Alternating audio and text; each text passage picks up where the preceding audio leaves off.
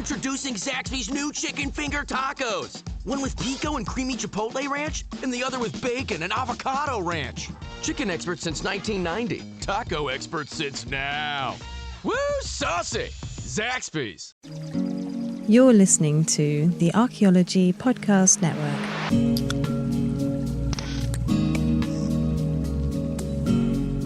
Welcome to Heritage Voices, episode 25. I'm Jessica Yaquinto, and I'll be your host today. And today we are talking about technology. Before we begin, I'd like to honor and acknowledge the Pueblo peoples on whose ancestral lands I'm recording today, as well as the Nooch or Ute peoples on whose treaty lands I'm recording today, as well as the fact that this area is also part of the Dinétah. So we have a panel today, and we're going to have everyone introduce themselves. So let's start with you, Aaron. My name's Aaron Bryn. I teach at Sailors Kootenai College in our Tribal Historic Preservation Bachelor's Program, and yeah, happy to be here. Hi, my name is Emily Van Alst. I am a second-year PhD student at Indiana University. I'm Siyasepa Lakota, and my research focuses on how Indigenous women in pre-contact society created and interacted with rock art. And Brees? Good morning. My name is Brees Edwards. I'm the manager for the Historic Preservation Office of the Confederated Tribes of Grand Ronde here in Oregon. And unfortunately, Desiree Martinez and Lyle Belenqua couldn't join us today because of technology issues, of course. So that will be our panel today. And why don't we just hit the ground running and just talk briefly about an overview of what you've seen as far as how have you seen technology be beneficial or detrimental to tribes, to your work, to historic preservation. Let's start with Aaron real quick. Well, I mean, for what we do here in our program, and then, of course, the archaeology that I've done working with my own people, the Crows, and we use it a lot for like site recreation, mainly non-invasive forms of archaeology, to GPR, LiDAR, things like that, and of course, like the total stations. But what I've really found personally to be of greatest interest to me, and not only to me, but to like the elders I work with in the communities that I work with, is bringing the site to them, but also kind of what we're calling like a video site form. The video site form are these short documentaries that we're making. I know it's not like a GPR type thing, but it's definitely a form of technology that's becoming very, very useful for us in preservation work, in heritage preservation, and obviously that affects archaeology and the discipline we do, and in Indian country that seems to be, man, the perpetuation of culture is like first and foremost for a lot of us, and so these videos seem to be a big hit and going over really well. So, yeah. And how do you share those? Just curious. Well, it's kind of a work in progress, right? So we're still trying to figure out a way to make this the norm. See, we're doing this just kind of as a side note to site forms, to all the GIS stuff, but it's not readily accepted yet by the resource managers on an official capacity, but it seems to help make decisions on mitigation and different things like that. So we're trying to work with at least the local resource managers on making this not only the norm, but required. Like this should be a major part. And it seems to be useful in consultation, which of course helps mitigation and then just understanding of site and culture and preservation and perpetuation. So we're still working on it, but we're getting there. Yeah, that sounds super interesting. We should come back to that when we talk more about dissemination and things like that. I really like that idea. So, Emily, let's move on to you. So the field school site I was a co-director for and a TA, so teaching assistant for last year. We did a lot of photogrammetry. So basically doing a lot of photographs of a site and then kind of recreating that site in a sort of virtual world. And so we did this. We were photographing stone circles, drive lines, and rock art. And so I think that's a really great way to be sort of non-invasive, but also still sort of preserve the culture, like Erin was saying, especially when it comes to rock art, because there's such preservation issues, especially out west, where there's a lot of vandalism and graffiti that occurs at rock art sites. So I've seen that be really helpful. And I think there's this idea sometimes that digging can be detrimental. But I've seen digging also be really helpful with involving community members. The field school I worked at in Japan included Indigenous community members from the Ainu community to come and dig with the field school, which was really awesome. And so I think digging can be helpful if that's what a community would like in an archaeological context. But that's sort of what I've seen on the ground. I've also, when you sent out these questions, I was thinking about a sort of invasive / non-invasive technology is social media and how that intersects with archaeology. And so, like, what do we post for photos? What do we not post? Do we include like geotagging, not including geotagging if we want to preserve a site and we don't want the public to be to know about that area, and we don't want looting, obviously. So sometimes I think it's important to teach our students sort of proactive things when it comes to preserving sites. And so I sort of see social media as something that could be helpful when disseminating knowledge, and we can come back to that later. But it can also be harmful. So I think there's an important balance to try to find when it comes to social media and archaeology.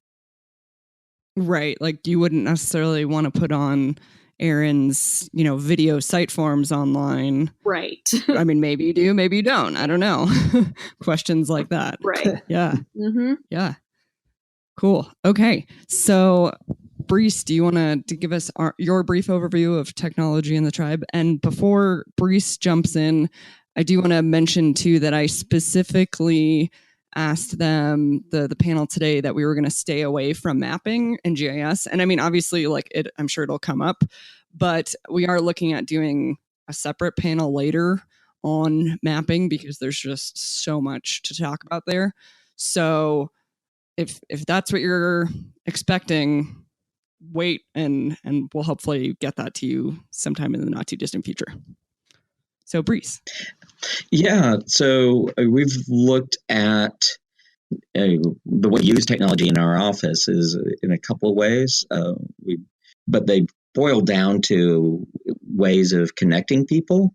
So we've done some apps that try to connect younger and elder, where younger are really engaged with phone apps, and elders with knowledge and practice, and trying to bring them together as a way of engaging and working together.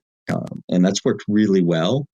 And we've also been looking at things like story maps. And we're not talking about maps, but as a way of talking about how do we bring back stories on a landscape scale where not everybody's going to be able to get everywhere.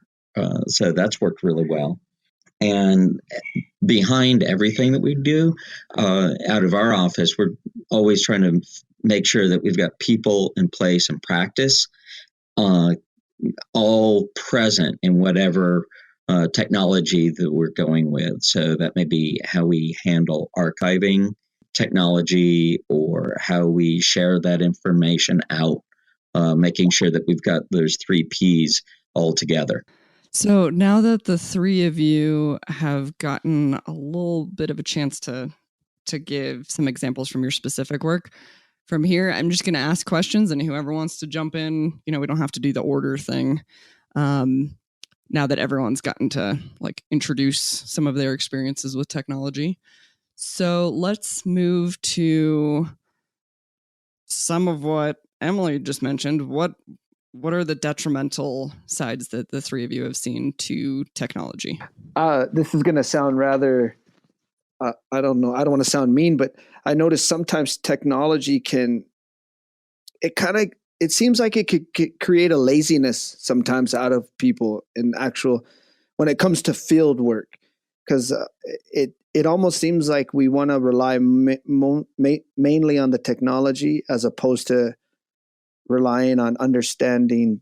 I don't know, like on a deeper level. I don't want to sound cheesy, but um, you know what I mean. I've personally have seen field notes get worse. Even the application of oral history to a landscape or to a site get a little more lax because you can bump things up with technology.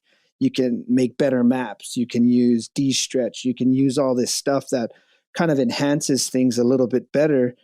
And at the end of the day, though, I mean, that collection of within your field notes and the understanding of the site just by sitting there and absorbing it and taking detailed notes seems to be decaying a little bit, at least in my experience. So you said detrimental, right? Yeah, detrimental. Oh. You're good. Yeah. That's perfect.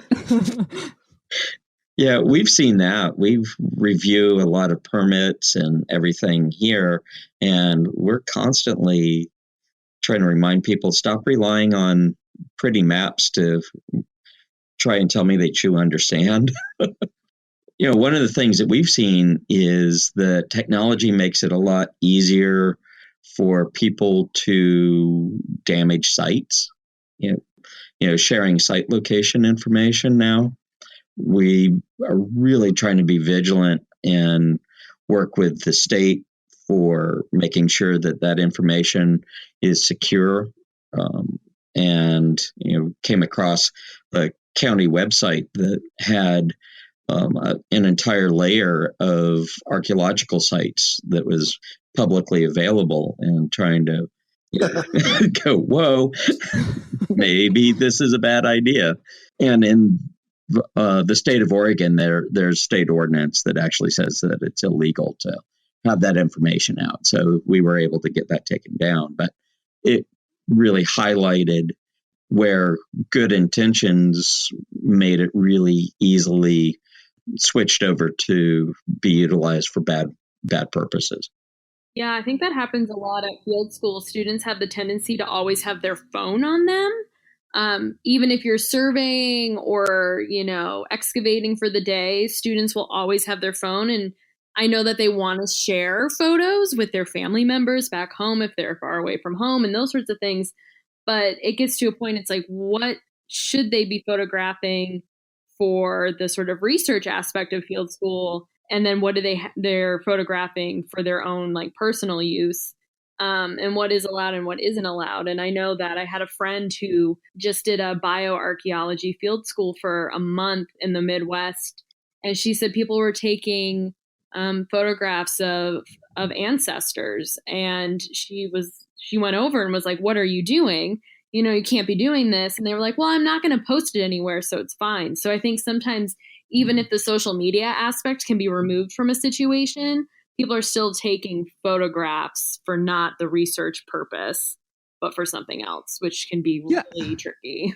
Have you guys ever noticed that, it seems like a lot of, archaeology sites, places like that, will put a skeleton, even if it's not really necessary, as the picture on an article. Just, it seems like almost because they're hoping it's going to get more readers. Has anyone else noticed this? Yeah. Oh yeah, it's to the point where people are defining archaeology as like what forensics and physical anthropologists do, and right. And I mean, this goes back to the Arc 101 class, where if you say you're an archaeologist, they ask you if you find bones, and they're usually referring to human bones or dinosaur bones, obviously. But I get asked all the time if I find human remains, and I'm like, I don't want to find human remains. I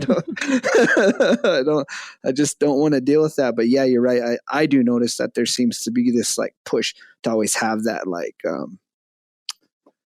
the skull or the femur kind of as the central theme of the deal. So yeah, and even some organizations that I would think would know better. So if you're listening, we're watching you. Oh yeah, I'm watching them, and I'm being nice on your podcast today, but I usually name drop people, and I'm not afraid to do that. But I'll be nice. Even going into like classrooms and anthropology departments, there will always just like be like human remains out. And I'm like, we do more than that in anthropology. Like, why do they have to be displayed all the time? You know what I mean? So Right. yeah, it's just everywhere. It's constant. Well, especially working in Indian country, like of course there's a lot of individual tribal like taboos and protocols in relation to human remains, but also I find it very flawed within the discipline of anthropology that the average BA student can understands human remains and they can distinguish between jawbones and femurs and tibias, but they can't tell me what a cultural landscape is.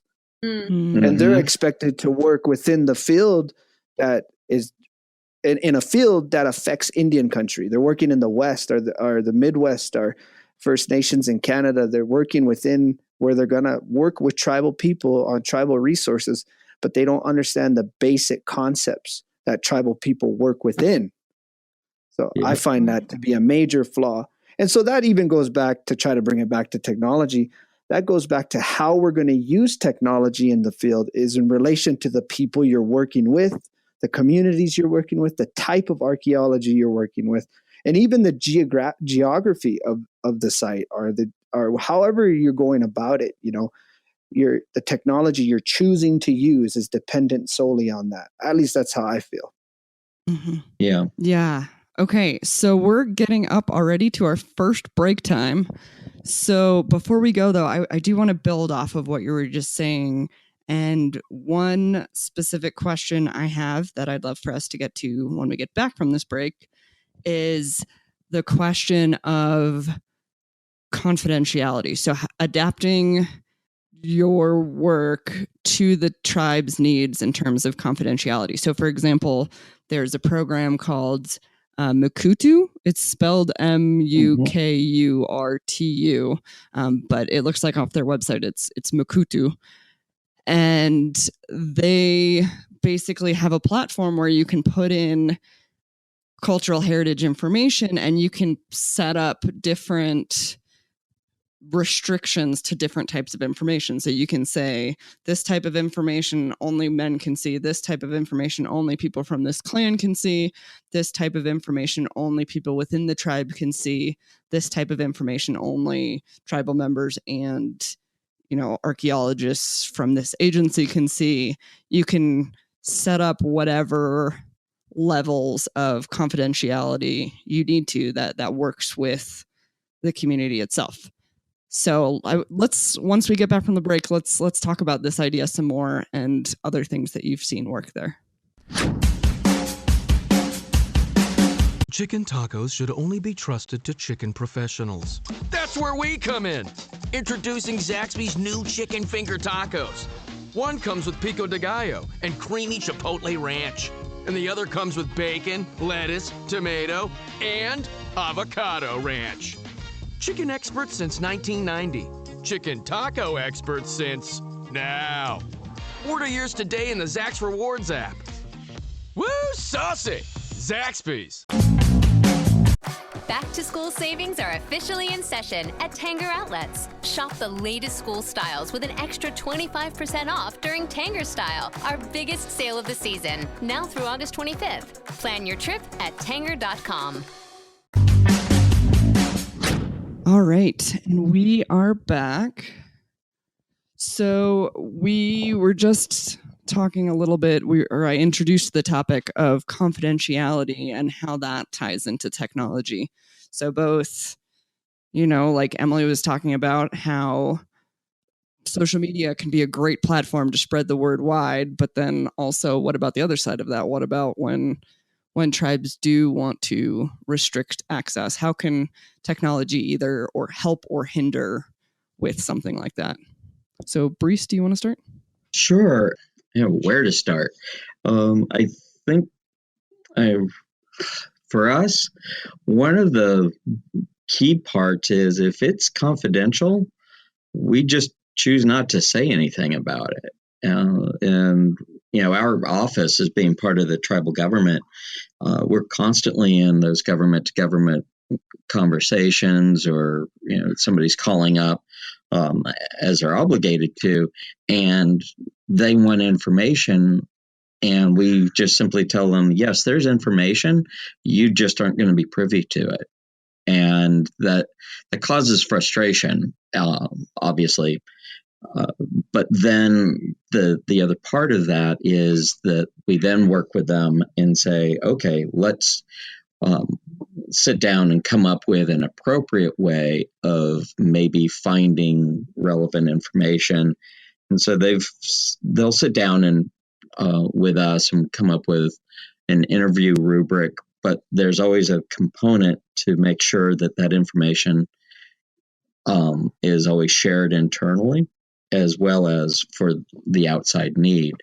And that means that we may record it, we may digitize it, or set up keyword systems for later. You mentioned the Merkudu system, where our archives collections program is looking into that right now, and really cool opportunities with that.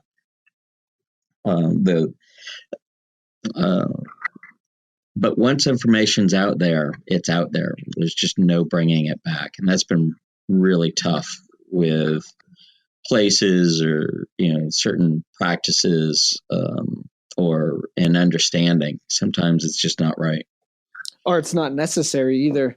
I think that's another thing is to determine what's needed by the resource manager or whoever is searching these records out.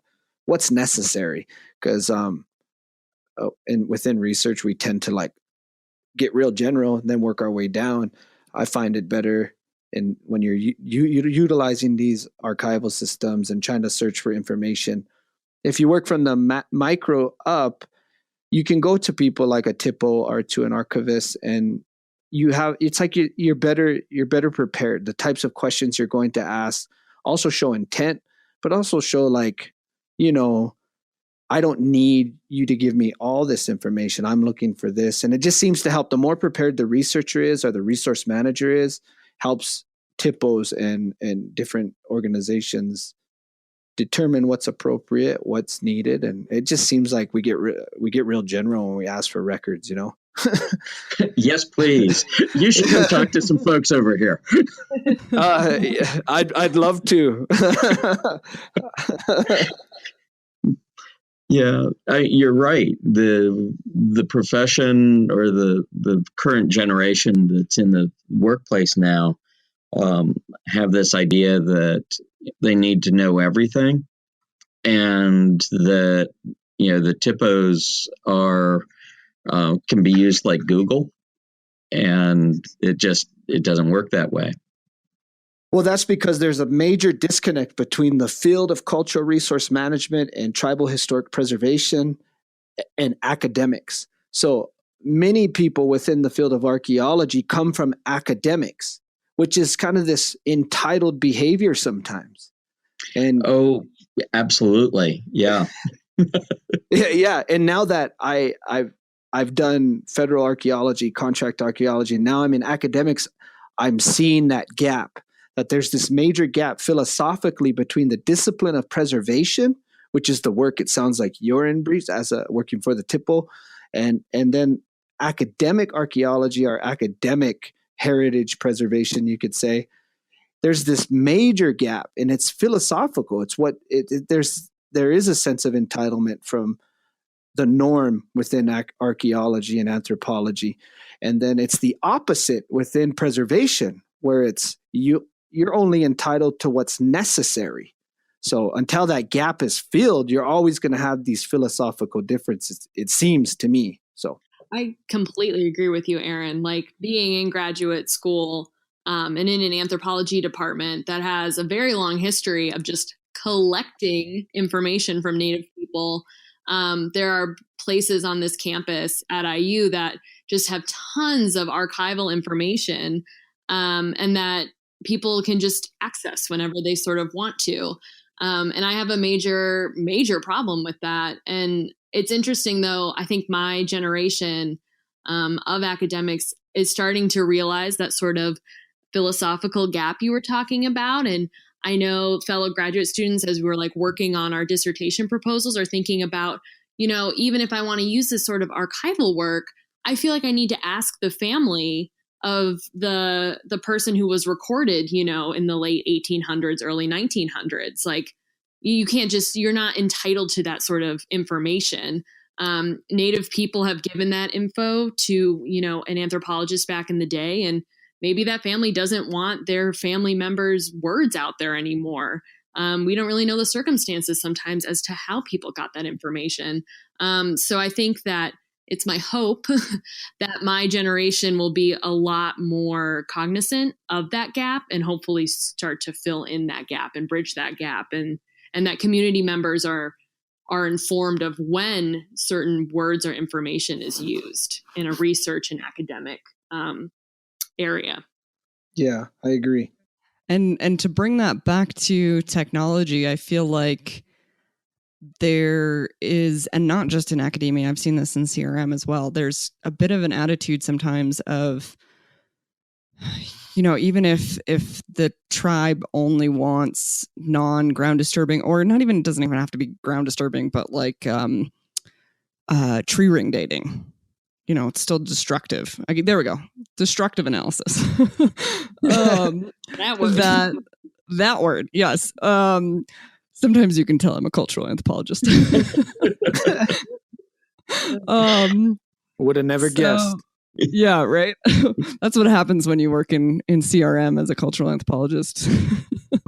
I know the words, but I'm not an archaeologist. But anyway, so there can be this attitude of,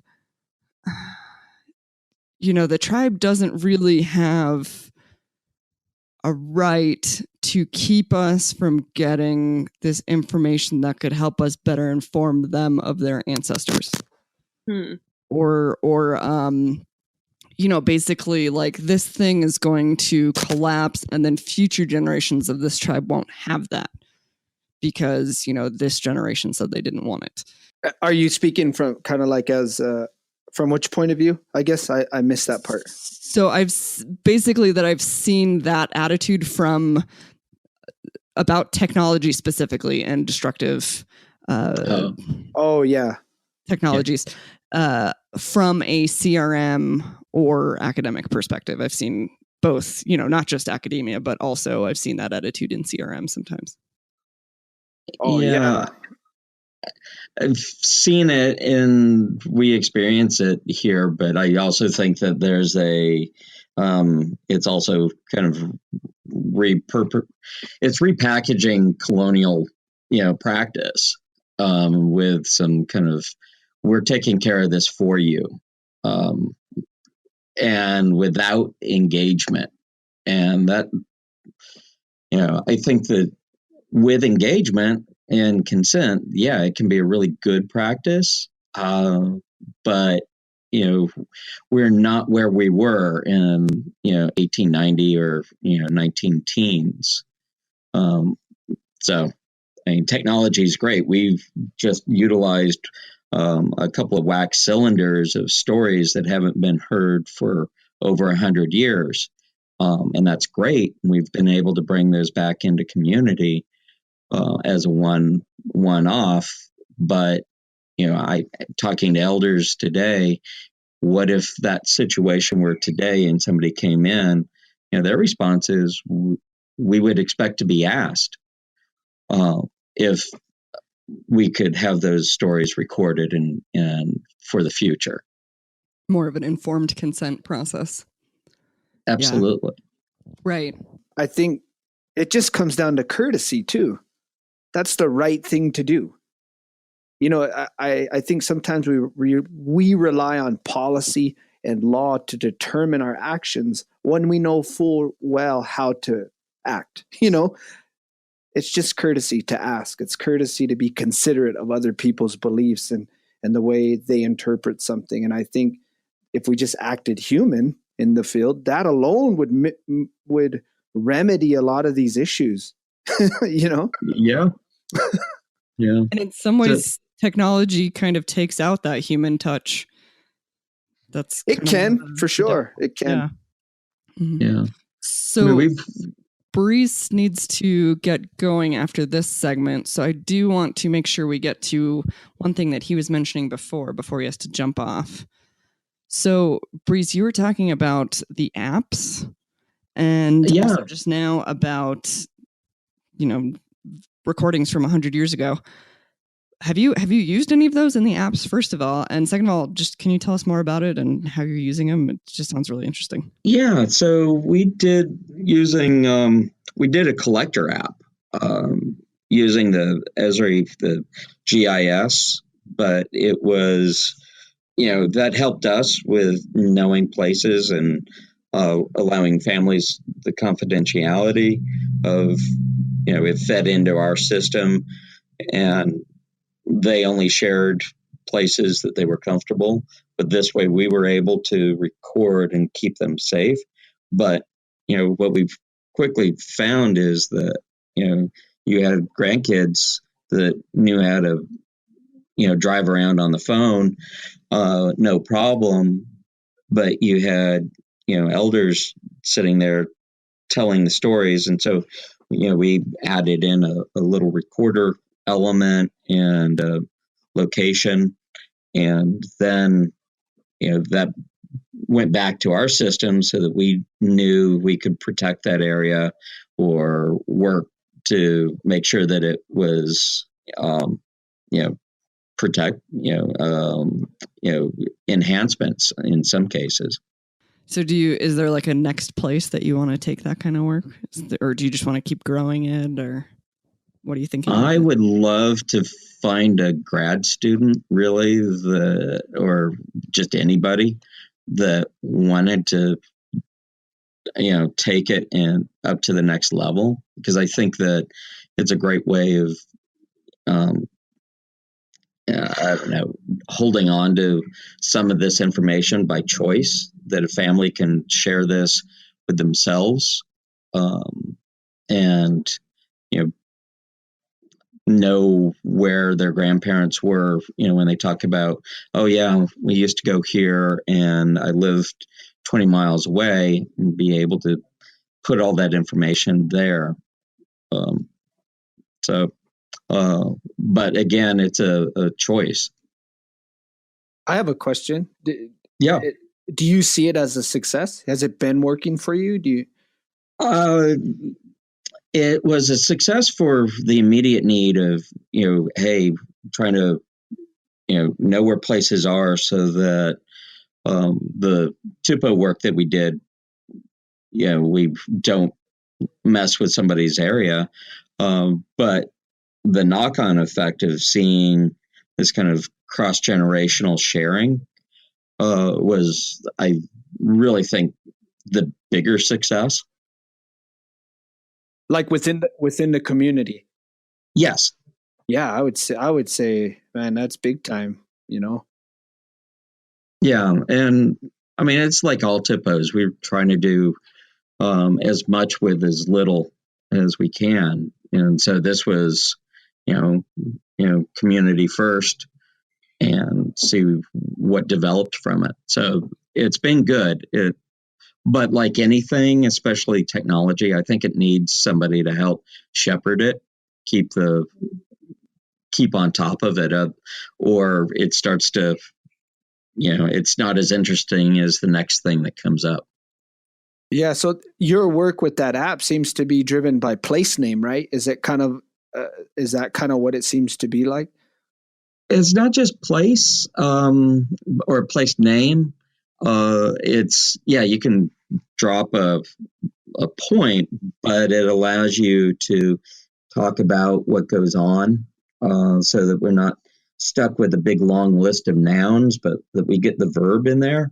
So, we need both to make a good sentence. Yeah. I don't mean to be like keep asking questions, but I like. I like this idea, because we work a lot with understanding landscape, and our students were trying to get this idea of place and what place means, and all that information that is attached to it. And if you're going to understand the archaeology of a place, you have to understand the people and the place and that relationship. And something like this is kind of like, it seems to be twofold. It's kind of a form of ethnography, actually, but it's also kind of it helps to create some sort of direction that the people in the community want to go, which I'm all about that, because just within the verbiage of the app and the information you're getting back, it seems as though that would also help you deal with, well, how do we go? What's the next step of work? Because you're going to see that within the dialogue that it's creating. Am I wrong? No, you're absolutely right. And that's kind of what we try to keep in mind is, our job should be about fulfilling the direction the community has. And this is a way that we can kind of take that direction and understand where to go. But it also allows us to kind of bring back into that conversation concerns, at a practical level. If an agency were to do pesticide spraying, that, it's like, hold it, don't do that here. We've got something. In fact, let's do enhancement for those huckleberries. Oh, I'm sorry. Oh, no, go ahead. I was going to say before, are you going to cut me off, Jessica? I just had one more thing that I was hoping Brees would talk about before he has to jump off. Go ahead. Sorry. I'm getting into this. I'm sorry. Which is awesome. We'll talk later. Later. I wish we had Brees, more time. We'll talk later. Yeah, we will. So, Brees, you've also done, your tribe has also done a lot of work with drones. Am I correct in your yes. topo? And yep. I'm really interested to hear exactly how you've used that and how helpful you've felt it was. It's like anything, a whole lot of practice. But as a tool, it's really versatile, and that I've really liked, because ranging from really practical. We were putting in a parking lot. We had gone out with GPR. We felt pretty confident about things. And then, things changed, and we were able to get out with the drone and do immediate mapping from it. And so we saved a lot of time. There was that practical side. With the right photogrammic software, we're able to do monitoring. So, we've got some property that has a river that runs next to it, and there's been a lot of concern about erosion. And so we can fly a path with the drone and save that path. And so we can fly the exact same path time over and match up those flights and see if there's been any erosion or not, or where the erosion has occurred. So as technology there, it's been huge. We've been able to reassure community that nothing's being impacted by erosion. Really nice. By us doing that work in-house, we can then turn around and make recommendations to others and point out its use. One other application is we're still working on right now. Still testing out the applicability of kind of vegetation identification. So, one of the concerns that we have is how much of the landscape and traditional use areas may still exist out there, even though they're not being actively engaged with.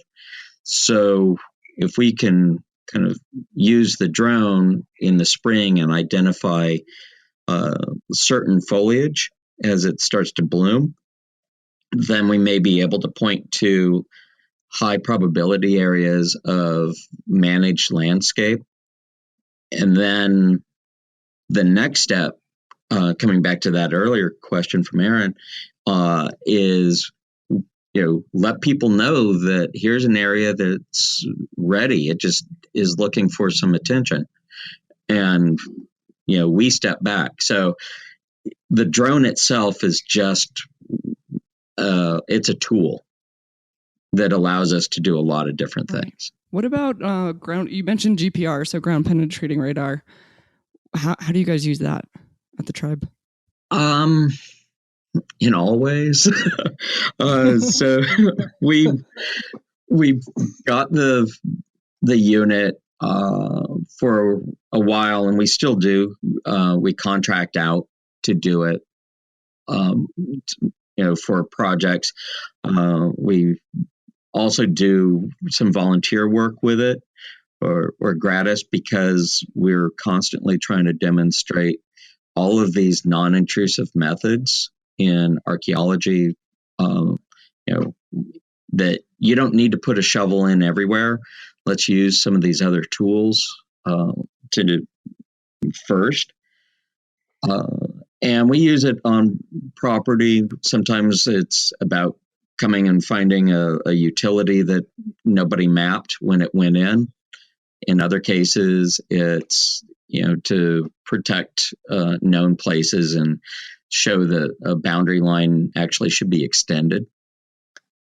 Another technology that we use here is photogrammetry, and you can use it at the landscape scale. But we just had 16 objects on loan from the British Museum that were, quote, collected here in Grand Ronde in the 1870s. But we did 3D scans and photogrammetry of these objects. And that allows us to examine these objects that we're not allowed to touch. But we have the 3D model. We can print it out on a 3D printer, and it actually allows us to get closer to understand carving technique, and let our carvers play around with the model and on the computer and get an idea of how it actually was made. Not that that's the same way it has to be made today, but it broadens that library of choice. Yeah, that's pretty crazy. Wow. Okay. I like it. Yeah.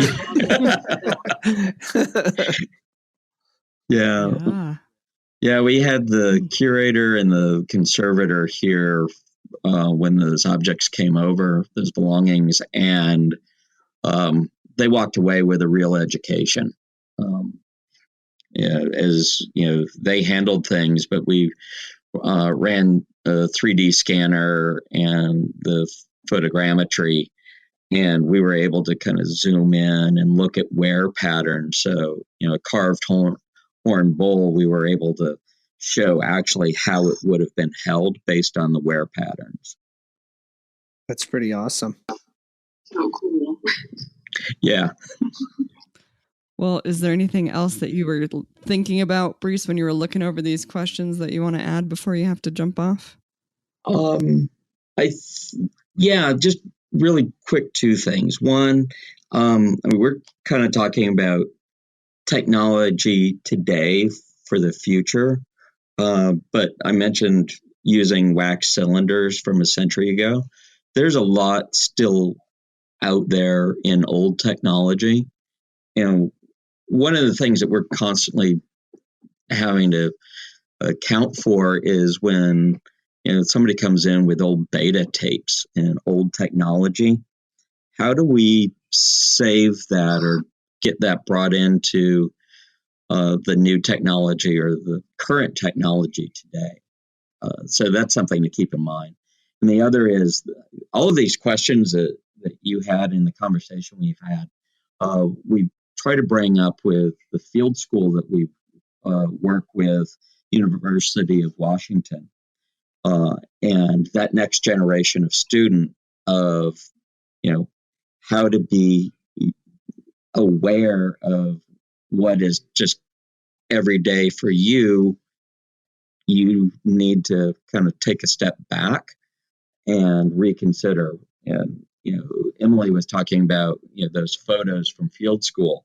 And, we make sure that everybody turns them off or sets the phone off to the side and only, with permission, get to take those, personal photos.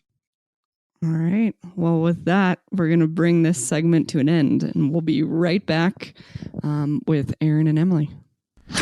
Shop Plato's Closet tax-free August 2nd through 4th for back-to-school styles. We sell the trendy, gently used styles you need to make a difference in the world and in your wallet for back-to-school shopping. Save up to 70% off regular retail prices by choosing recycled styles. Save even more when you shop tax-free this weekend. Make a change that others can respect and repeat. Shop Plato's Closet in North Charleston and West Ashley this year for your back-to-school looks. Plato's Closet, located in West Ashley on Sam Rittenberg Boulevard and North Charleston on Rivers Avenue. Introducing Zaxby's new chicken finger tacos. One with pico and creamy chipotle ranch, and the other with bacon and avocado ranch. Chicken expert since 1990. Taco expert since now. Woo, saucy! Zaxby's. All right, and we are back. So, let us move into... I'm kind of curious what you two think about this. I had a question on the list that I sent you to, and I'm curious what you think about this. So the question was, who is technology made for, and how does it reflect that? And where this question kind of came from was actually, I think it was a TED Talk, maybe the TED Radio Hour podcast or something, but they were interviewing people about technology. I don't remember what the episode was, but one of the people was talking about how, for example, algorithms really select, if they're looking at job candidates, for example, they select people like those who have been successful before. And obviously those who have been successful before, because of the way our society is set up, tends to be white men. So automatically, that shocks me. Yeah, right? That absolutely shocks me. Right. So the algorithm basically has become discriminatory because the system is discriminatory. And then also giving an example of someone who worked, it was she was an African-American woman, I believe, and she worked in software technology, and basically she was at one of those demos, and the software couldn't read her because it had only been tested on white people, basically. So it literally couldn't recognize her and her movement.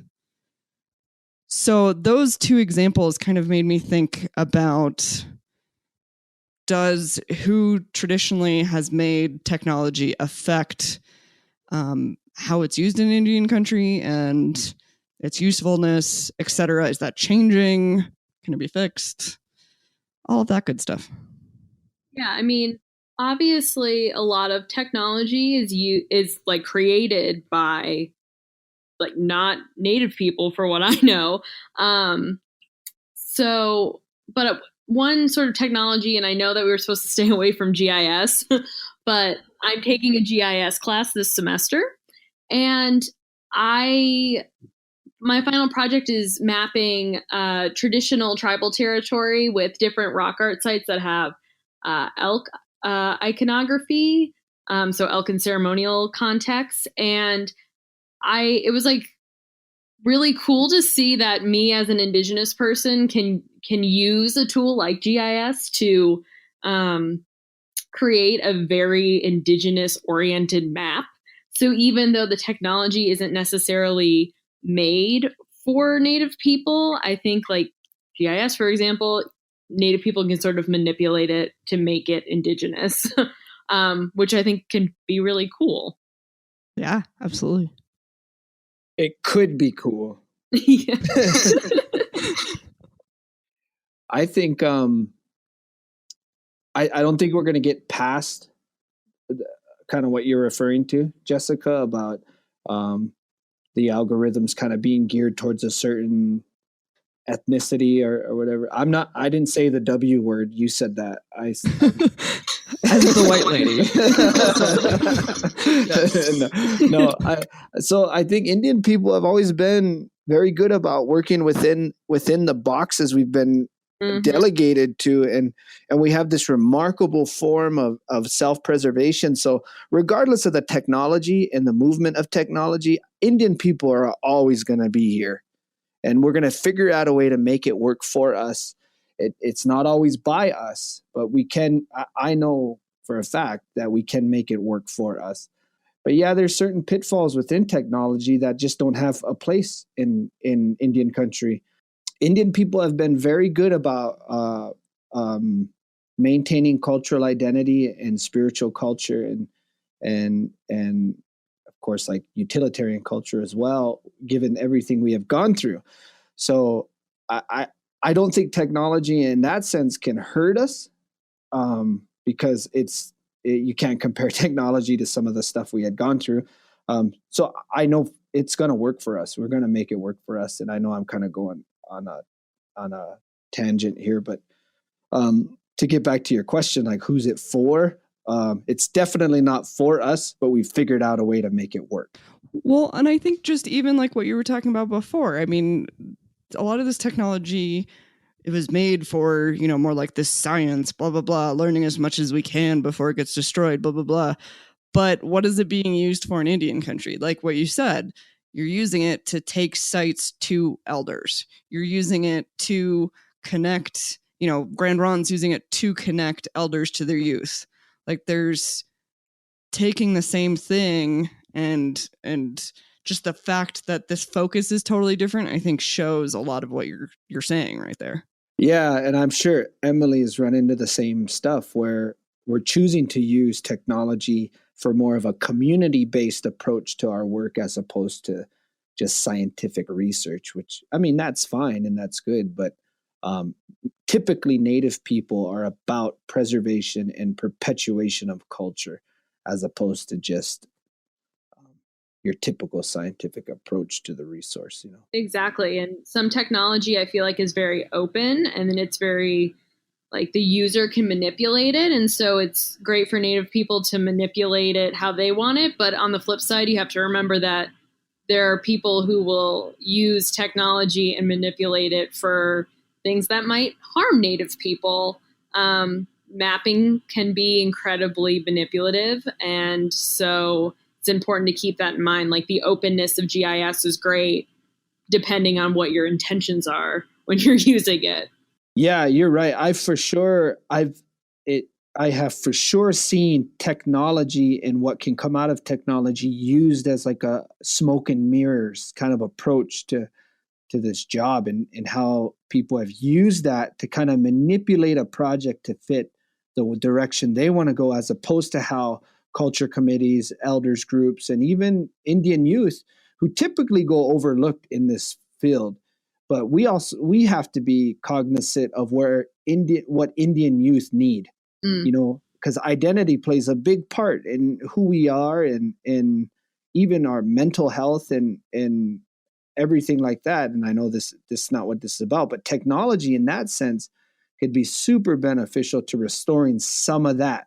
But we can't forget that with or without technology, we still have to be Indian, and that starts in the home. And so parents are figuring out to use technology in the home to teach culture, to help youth understand that. So we can't forget, I know our focus is to bring the sites and bring and understand management of sites to elders groups and culture committees. But I think it's just as important to, while doing that, we should incorporate youth into that, and we should bring youth into and have them be observers of this and interact with elders, so they're learning in the process that of management, importance, mitigation, all of that, and they're being raised in that environment, so we're not having to face this issue again in the future. So absolutely right.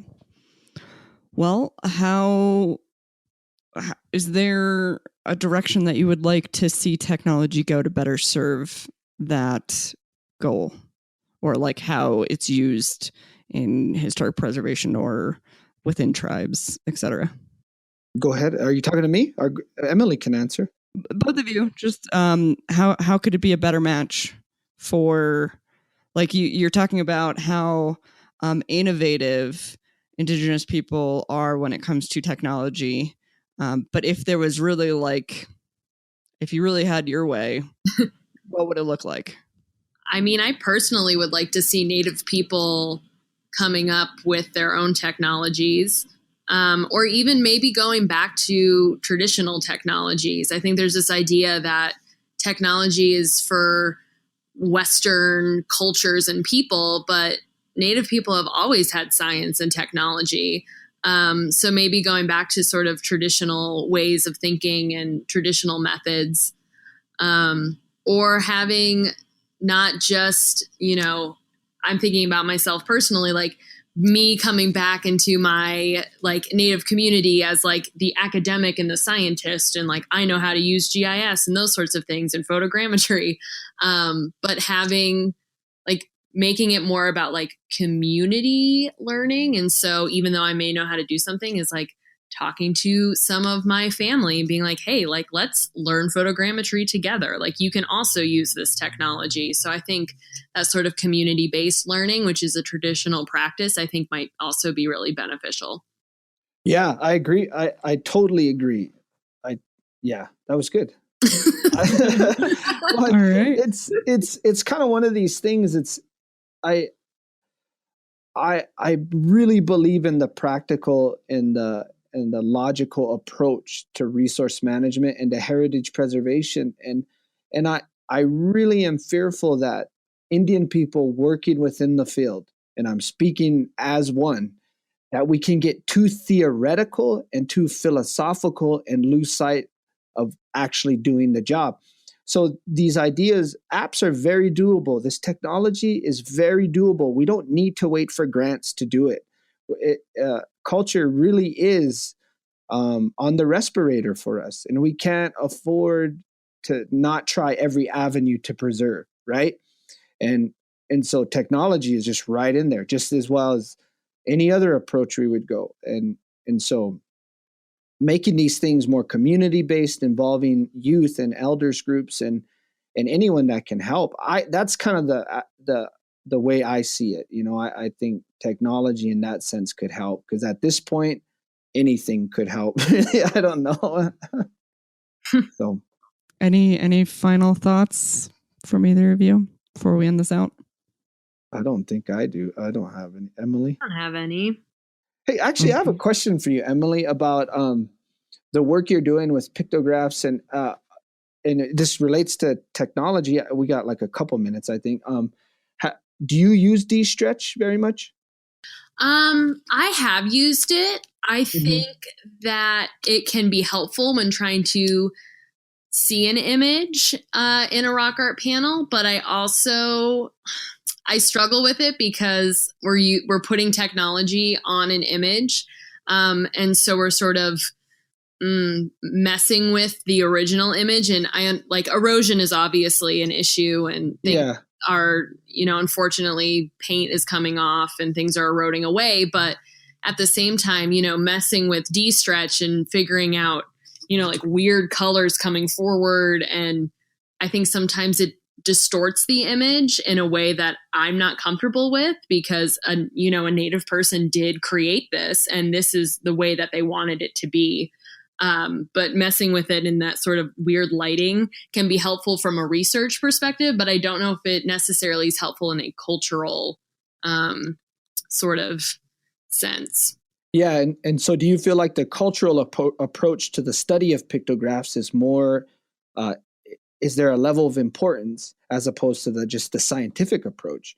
Yeah, absolutely. I hope in my dissertation to actually bring people from my community to some of those rock art sites, and really get their perspective on it, not just, put a D-Stretch filter on it and try to understand its meaning, but really having community members go back to those sites and think about those images and what they potentially could mean. Yeah, I like that. Thanks. Yeah, that's cool. Thanks for listening to the Heritage Voices podcast. You can find show notes at www.archaeologypodcastnetwork.com/Heritage Voices.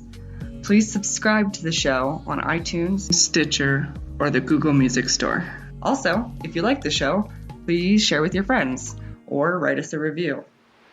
If you have any questions, comments, or show suggestions, please reach out to me at jessica@livingheritageanthropology.org, or you can find me on Facebook through Living Heritage Anthropology or on Twitter @LivingHeritageA. As always, thank you to Lyle Belenqua and Jason Nez for their collaboration on our incredible logo.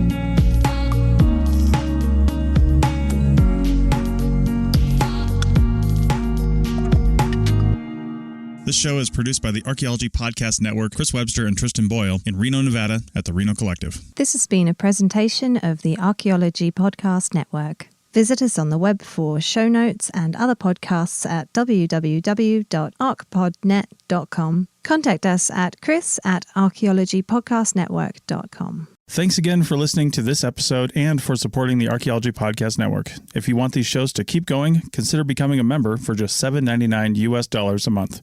That's cheaper than a venti quad eggnog latte. Go to archpodnet.com/members for more info. Chicken tacos should only be trusted to chicken professionals. That's where we come in. Introducing Zaxby's new chicken finger tacos. One comes with pico de gallo and creamy chipotle ranch. And the other comes with bacon, lettuce, tomato, and avocado ranch. Chicken experts since 1990. Chicken taco experts since now. Order yours today in the Zax Rewards app. Woo, saucy! Zaxby's.